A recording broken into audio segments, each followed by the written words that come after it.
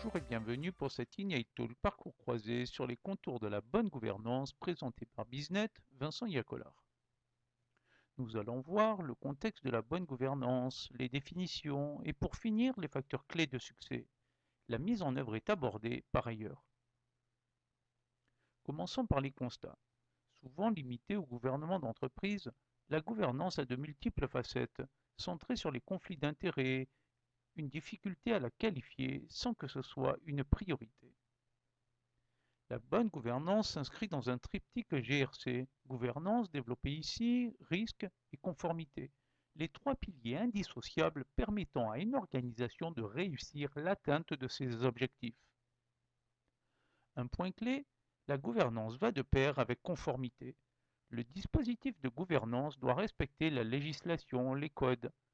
Mieux vaut argumenter un non-respect justifié plutôt que chercher la conformité à tout prix.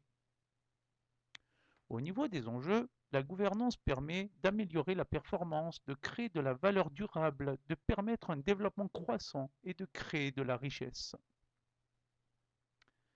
À quoi s'intéresse la gouvernance? L'Antiquité se réfère à la gouvernance d'un bateau. Platon l'étend à la gouvernance des hommes.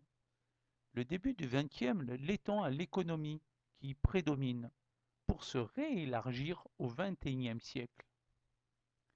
La gouvernance est un système par lequel une organisation prend des décisions et les applique en vue d'atteindre des objectifs, avec un effet sur la pérennité et la performance durable.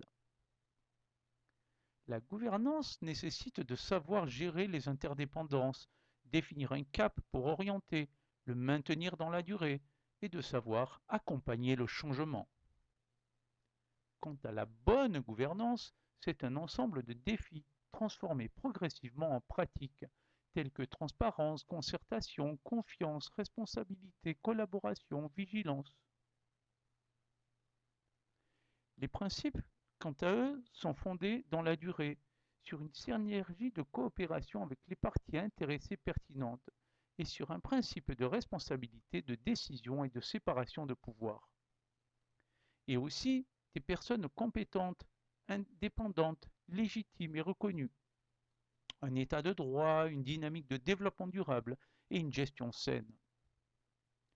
Focus sur la gouvernance d'entreprise, ensemble de règlements et de pratiques soigneusement encadrés par des lois, destinées à cadrer la manière dont l'entreprise est dirigée, administrée et contrôlée. Pour encadrer les pratiques, des initiatives normatives apparaissent. En 2013, le drame du Rana Plaza accélère la prise de conscience. La publication de normes s'accélère alors. ISO 19600 sur la conformité, ISO 37001 sur l'anticorruption. Combiné aux normes, l'arsenal législatif se renforce. Achats responsables dans les marchés publics, sapin 2, devoir de vigilance, code de surveillance, loi Pacte. D'autres règlements internationaux peuvent être utiles, applicables au niveau mondial, établis par certains pays, ou encore au niveau européen.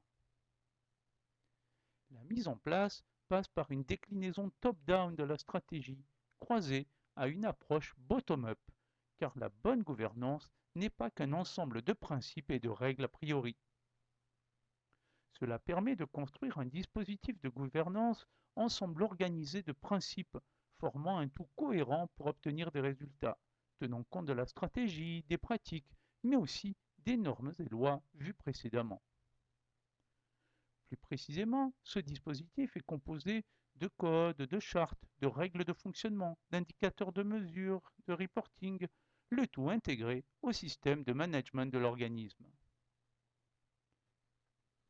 Nous voici au terme de cette Ignite Talk sur les contours de la bonne gouvernance. Merci de votre attention et participation. Si vous avez des questions, commentez, chattez et à bientôt sur les lignes de parcours croisés.